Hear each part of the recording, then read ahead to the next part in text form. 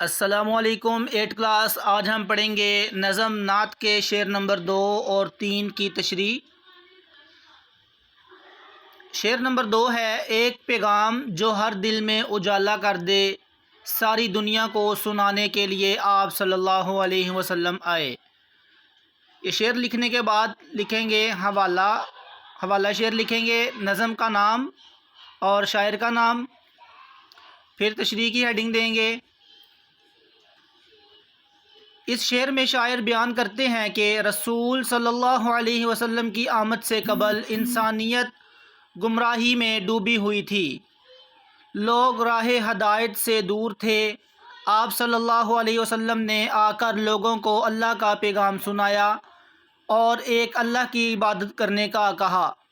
آپ صلی اللہ علیہ وسلم کا پیغام کسی ایک فرد، گروہ، خاندان، قبیلے یا علاقے کے لیے نہیں بلکہ ساری دنیا کے لیے آپ صلی اللہ علیہ وسلم کا پیغام ہے۔ جو کوئی بھی آپ کے پیغام پر عمل کرتا ہے اس کے دل سے کفر کی گندگی ختم ہو جاتی ہے اور اس کا دل ایمان کے نور سے منور ہو جاتا ہے۔ شعر نمبر 3 ہے: ایک مدت سے بھٹکتے ہوئے انسانوں کو ایک مرکز پہ بلانے کے لیے آپ صلی اللہ علیہ وسلم آئے۔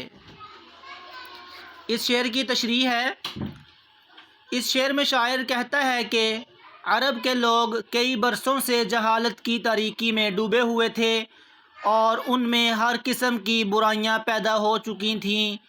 لوگ اصل راہ سے بھٹک چکے تھے، ایک خدا کی بجائے سینکڑوں بتوں کی عبادت کرتے تھے، کمزوروں پر ظلم کرنا اپنا حق سمجھتے تھے۔ آپ صلی اللہ علیہ وسلم نے انہیں ایک مرکز یعنی اسلام کے سائے میں جمع کیا۔ آپ نے ان لوگوں کے آپس کے تنازعات کو ختم کیا۔